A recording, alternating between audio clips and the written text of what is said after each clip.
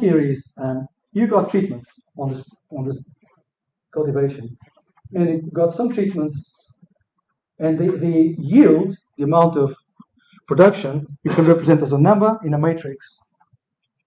Okay, and you got variables x1, x2, x3. These will be the treatments coming that way, and so that's x1 that variable, and x2 is this variable, and you got 3 treatments, 2 treatments. This could be like class 1, class 2 in a classification problem. This is more like regression rather than classification. You know what I mean? And this, let's call this regression to be precise. So this is one form of treatment, this is another form of treatment with 3 categories. And what we want to know is how much attribution can we give to each of these categories. Okay?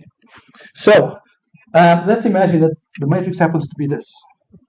So the first thing that ANOVA, this is actually the kind of ANOVA that people do in sports sciences, in pharmacy, pharmaceutics, and anywhere else. This is standard, classical, good old-fashioned statistics. So the first thing is you take the mean of all cells. That's the overall mean. You're never interested in that. You're always interested in deviations from the mean. Then you take the means of the rows. So 27 and 7 is 34 divided by 217, and so on. The same thing for the columns. And then you represent that matrix as an identity using this matrix. So first of all, notice an identity. If you take 20, subtract 3 to get 17, and add 10, you get 27. No cheating involved, okay? So here you have just the overall mean of everybody. Here you have the means of the rows. Same number row by row. Here you have the means of the columns. And actually, you calculate this by backwards. You say, well, take the real matrix, take all those 3 matrices away from it. What do you get? That's your residual. Okay? So I'm just add these numbers together, you get 27. The same applies to all the other numbers. Okay? But what's interesting here is that you got a function that depends only on x1, a function that depends only on x2, and a function that depends on both. Now that's interesting because this is the intuition of how to open a black box for machine learning systems. Okay? The intuition is your machine learning system at heart is a mathematical model that is multivariate. It depends on many variables. And what we want to do, and this is the intuition I follow in my reason to develop this work, is say, well, actually, this multivariate function isn't one thing. If you were to unpick it, you'll find that in it, there are functions of just one variable and functions of just 2 variables, and so on. And if you have the right level of complementarity, meaning that as you get more complex combinations, you're not overlapping with the simpler functions, then you can find out what is which part of this function is the part that contributes to just one. And there's 2 ways of doing it. This is the mathematical basis. It's an integral with a measure. And if that measure is called, it's used the Dirac measure, then you literally just evaluate a function at certain points. And if it's the Lebesgue measure, you do some integral, and you have to be a little careful how you do this integral. But it's not that difficult. Right, so you start with your prediction, you break it up into functions of fewer variables. You then can select which of those functions are important. If you want to, you can map them into a neural network that's called structured. I'll say a bit more about it in a moment. And you then select the important components, and bingo, you have a simple transparent model instead of this black box model. And we call these things partial responses, and we call this class of models partial responses in structured models prisms. So we joke that we opened up this approach is like putting a prism on a function and saying actually this complex function is made up of components, very like spectroscopy. And those components are what is really interesting, and we show you how to get them out, because in reality, you're never really interested in this. What really interested is these components. And these components will add up to your prediction. They won't just explain the prediction.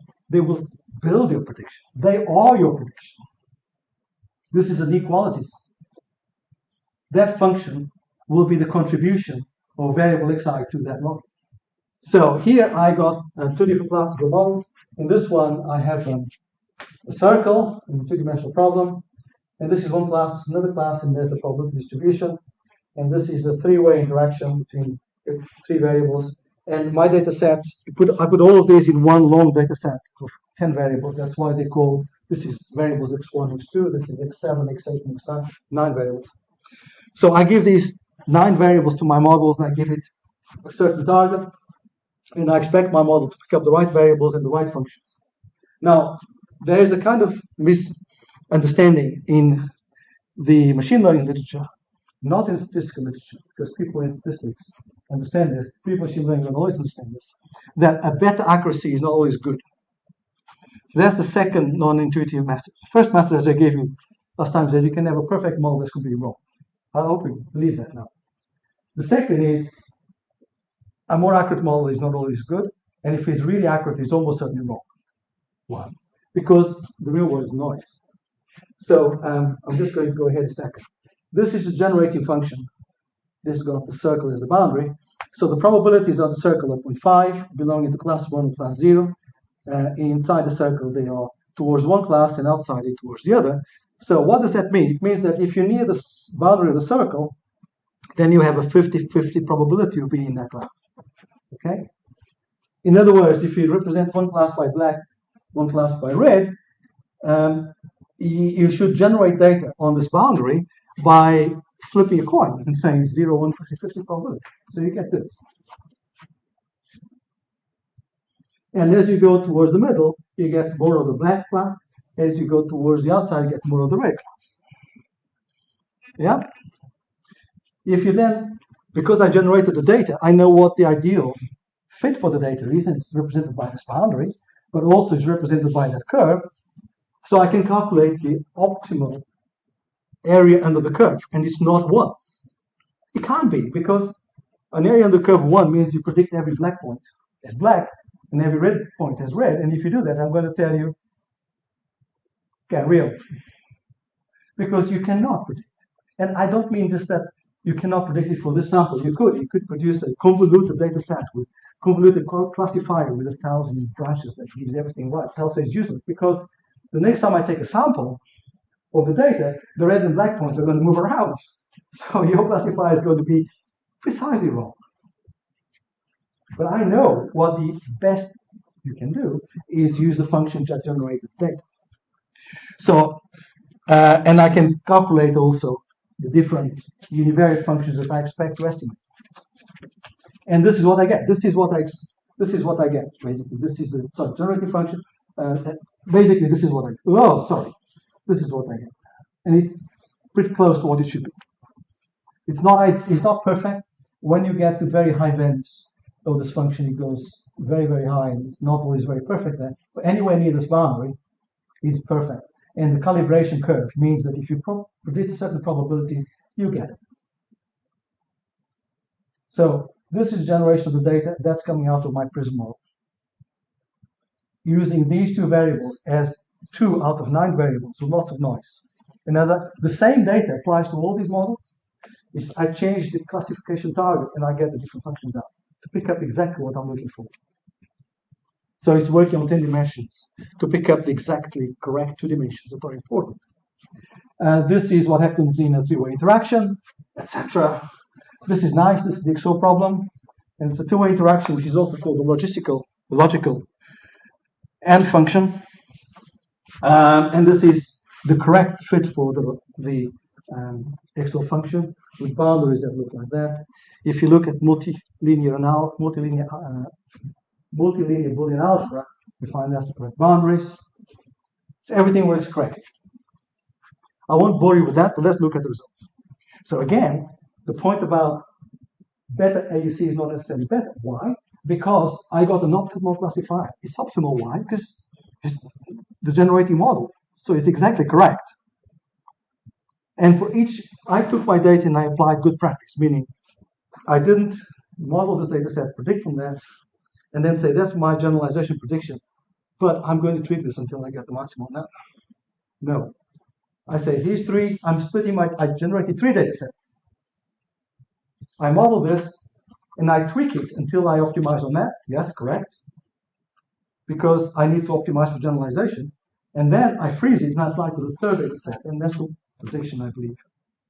Because that's the real world. In the real world, that means I've got medical data from the past.